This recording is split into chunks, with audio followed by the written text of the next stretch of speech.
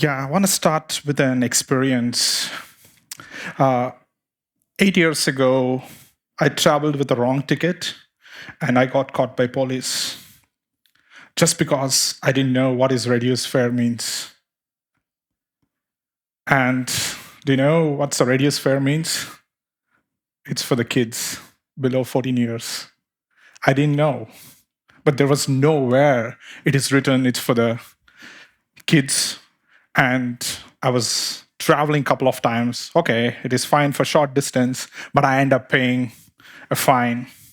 So this is a bad experience. How about some good experience? During the COVID time, this is again in Berlin, keeping the social distance. What is 1.5 meters?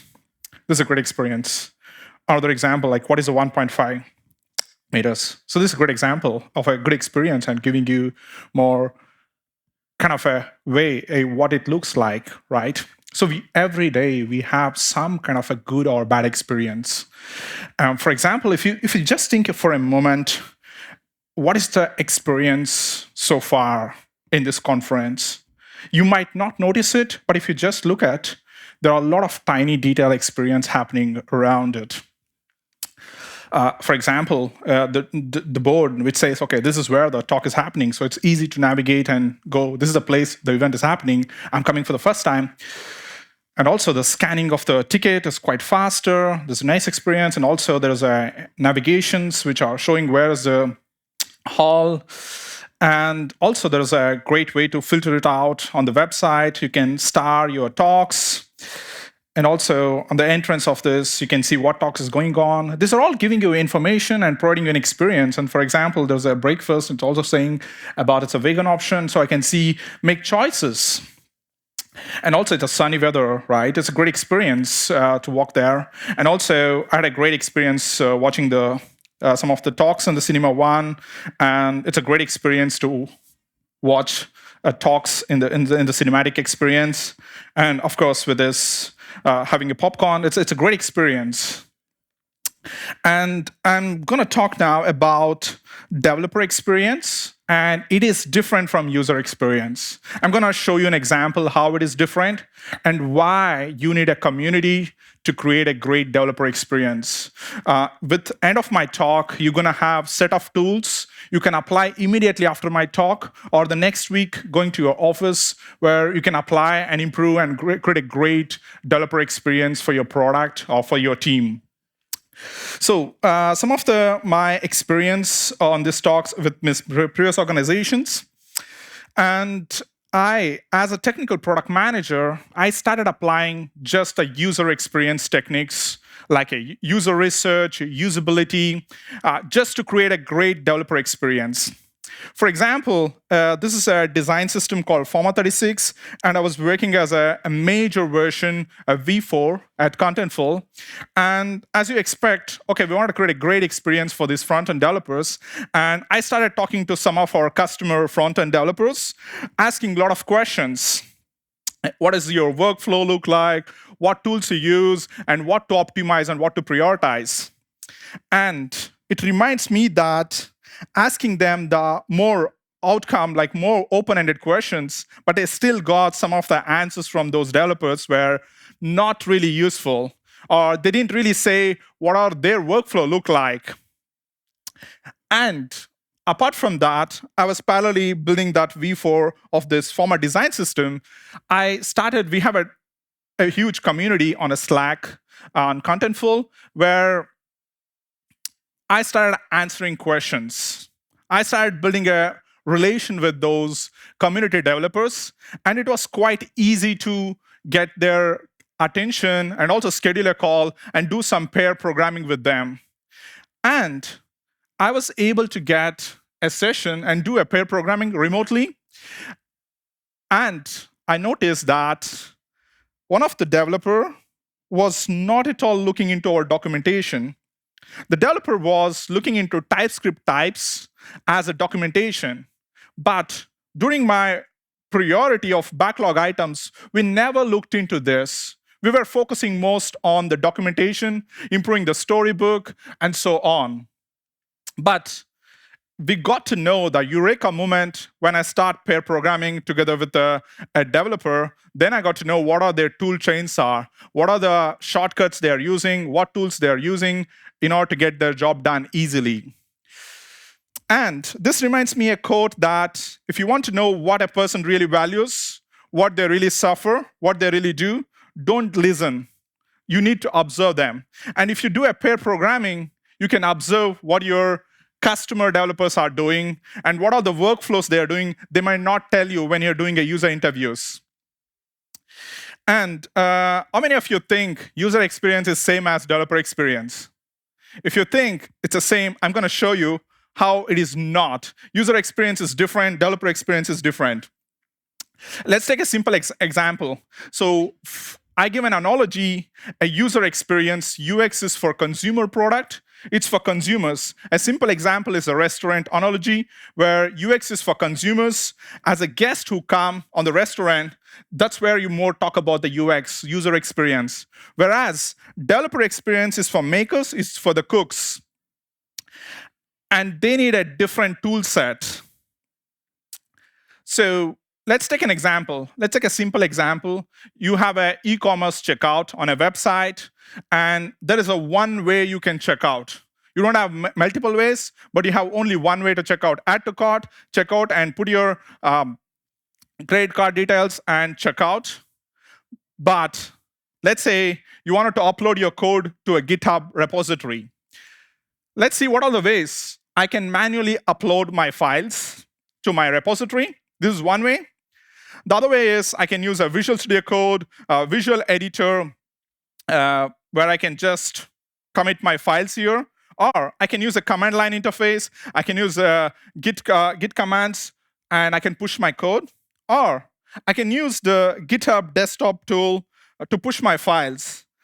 All these are a lot of possible ways you can get that job done of uploading your file, code changes to your repository. So there is no one way, but there are multiple ways. And if you do a pair programming with the developers, you get to know what are their workflows are, what do you have to take care. And another example why developer experience and user experience is different, you can think about in this diagram, in this diagram, you can see that there is an API, which is consumed by a developer, and building an app, which is mainly a developer experience here, whereas the developer is building an app and which is facing the users, which is the user experience. So there's a different in terms of the way tools they use and the way we measure, the techniques we use will be different. And as I showed you an example with the GitHub, there are other things we need to consider when we are building for experience for developers. Things like a code editor. This is where the most of the time the developers will be spending time, and also the command line, what kind of commands, what kind of interface, what kind of workflows they are using, and APIs, and SDK, and also the documentation. These are the interfaces we need to take care in terms of experience. There are different ways to achieve the same goal.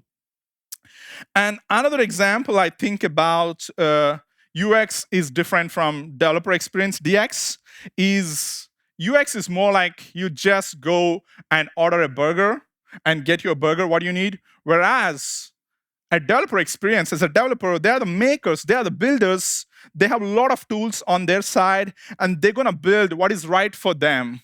So it's we need tools for makers.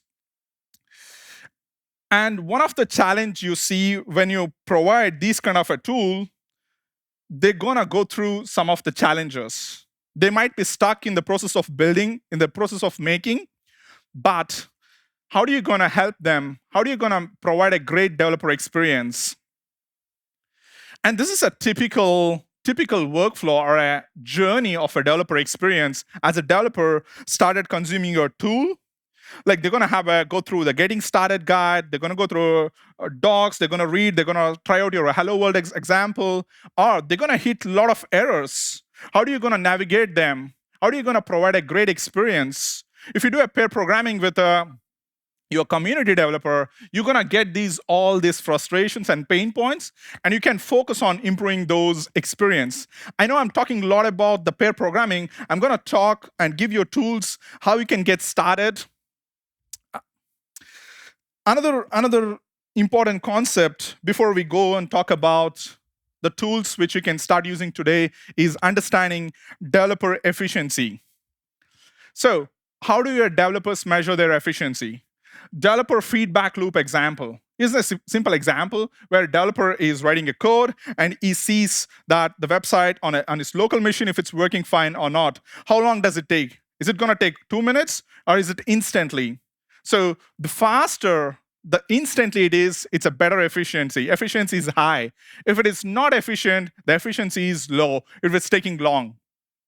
So another example of this efficiency loop is a developer writing a code, a unit test, and with this unit test, is he able to run and see the results immediately as soon as a developer makes some new code changes? Is it passing? How long it is taking? And you can see that there are a lot of parameters here where you can measure the high effectiveness environment is where your piece of code which developers is writing is able to build meaningful applications quicker. Whereas in the low effective environment where it takes longer, and its job as a tool makers to optimize this experience, take from this low effective, always provide this high effective environment. And there's a more detailed look of what is low effectiveness, high effectiveness. You can take a look here more on what is the local code changes? Is it faster or is it taking 2 minutes? 2 minutes is like low effectiveness. High effectiveness is like 15 seconds or instant. So like that, there are several parameters you can think about and see where you can optimize it. Okay, now we understand the developer experience is different from user experience. And we also understand the developer effectiveness and efficiency. But how can I improve the developer experience by community? Okay, that's what this talk is about. So I'm going to go through 3 points. 3 points, and which you can apply after my talk and also next week. Also, I'm open for feedback if you have any other better ideas. The first thing is open for feedback. And if you don't have a feedback system, then you're going to lose the important feedback channel. What I mean by that is, for example, even the Twitter has their own community, and they have a dedicated community to report bugs and request features.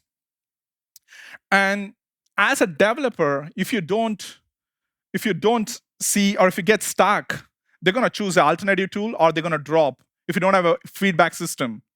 What I did at my previous organization, I just got inspired by this Next.js documentation where you can put your email address and you can put your feedback on the documentation itself. There is a channel where I can express my feedback. With that, I followed the same, but instead of implementing a form, I just use a Google form where it's the same thing, collecting the email and also what is the feedback they want to share. With that, we are getting consistently a feedback to our documentation, and we were able to improve and we were able to provide a great experience. So opening that feedback channel is very important to get a feedback from developers who are using your product. And second thing is, okay, we talk a lot about, okay, we wanted to do a pair programming, but I have a challenge of getting participant. Where can I start? Okay, where can I get those developers where they are? Is this event, tech event. We can start with a tech event. If you're sponsoring or if you're in this event, you can talk to a lot of potential developers. This is a great place where you can make some new friends and you can talk about what their workflows are. You can even invite them if you want to do some user testing, quick user testing sessions if you want.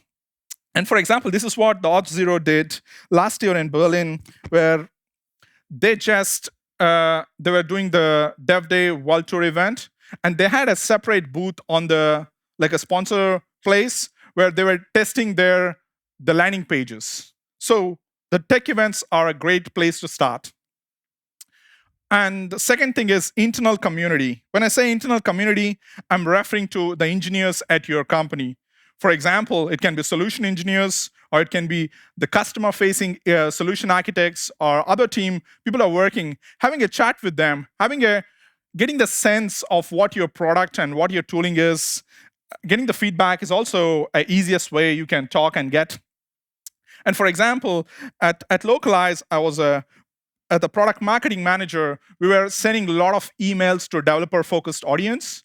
And I was doing a lot of quick user testings using with our internal engineers. It just takes 5 to 10 minutes just to see a copy review. Hey, is this a copy you wanted to see? Is it clear enough? Should we make it shorter?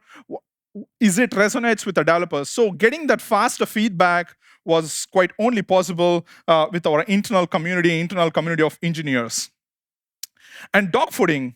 Dogfooding is also related to the previous point where is your product or is your feature, is it enough tried by your internal engineers? They are the ones who can give you a lot of feedback.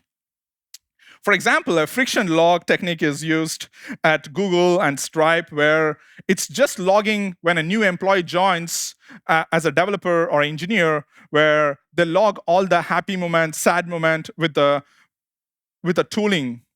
It can be a great documentation, or they search for Stack Overflow, or they look for Google for solution. So they document everything so that they share with the respective team and they improve the workflow of the product. For example, this is a friction log example friction log looks like. And you can also see that you can categorize what kind of a bug of this workflow, where can we improve, and you can take this into your backlog items and work and improve.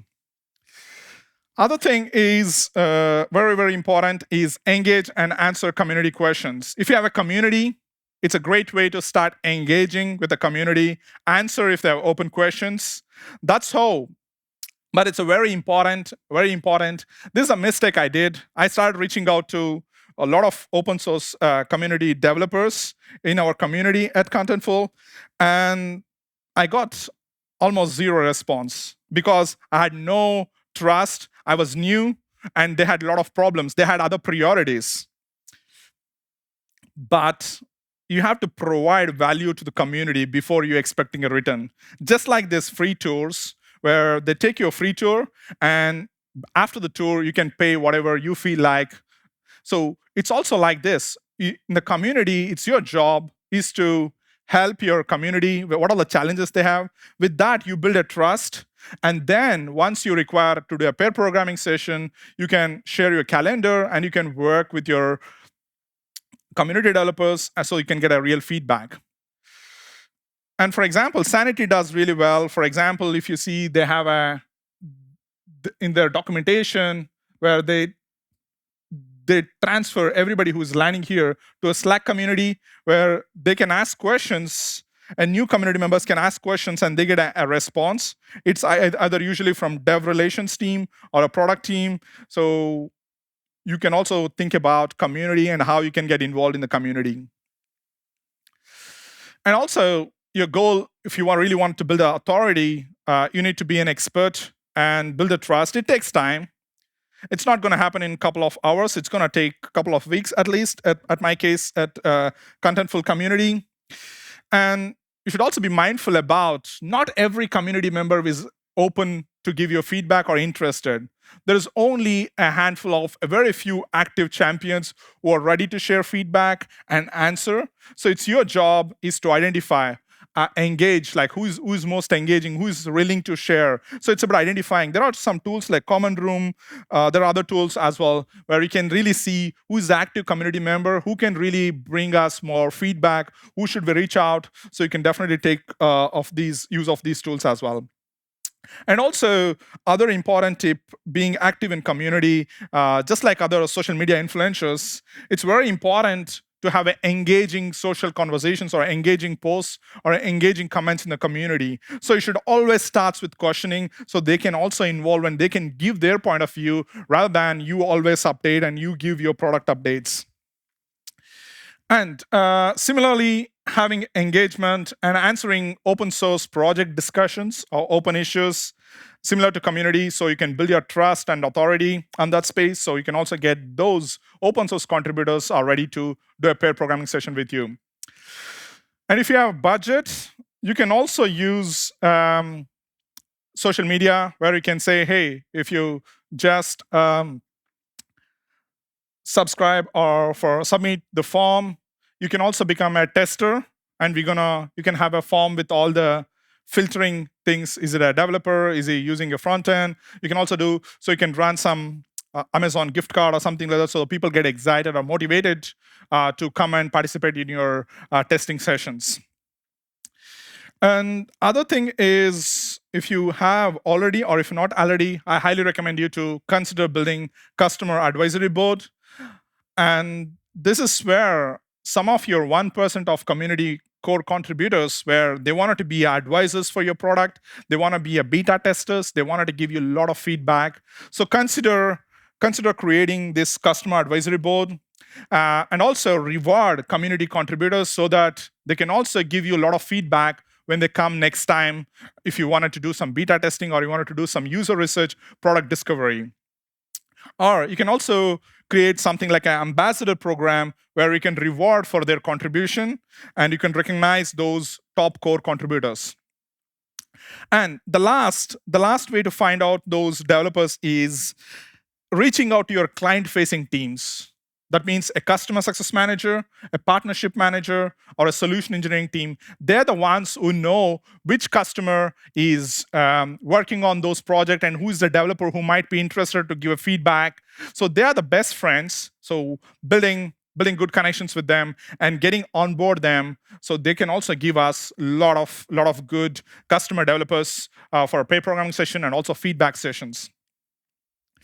With that, my last tip, which is about, okay, this sounds really great, but how can I run these sessions, these pair programming sessions, so that I can get maximum out of it? What is the way I can do? Okay, from these steps, what we talked, we got some developers for testing to do some pair sessions, but what is the way I can do? So here are the steps. So I use Calendly. I have a scheduler. I give my session with myself, and these open source contributors or anybody who wants to participate in my session, they can book a slot. And a good thing about Calendly is you have a 15 minutes buffer before and after the session. The 15 minutes is like I can prepare and I can check everything is fine. And the 15 minutes after, it's very, very crucial, where I join with my teammates and we just quickly summarize what all our takeaways. And my teammates will join as silent observers. They take a lot of notes. They don't participate in while I'm having a pair programming session with a developer. So that way, it's easy to convince my team to work on those fixes. I don't have to explain them. This is an important thing. So this is a great, great benefit. And I use a Zoom. Of course, you can also use other tool for screen sharing and also recording the session. And I recommend these two books, Don't Make Me Think, and also the mom test. Especially the mom tests give me what kind of questions you need to ask when a developer gets stuck. So you're not helping them, but you're helping them to think loud, and so that you understand the pain. So I can highly recommend these two books. And I'm using Google Docs to share the test script.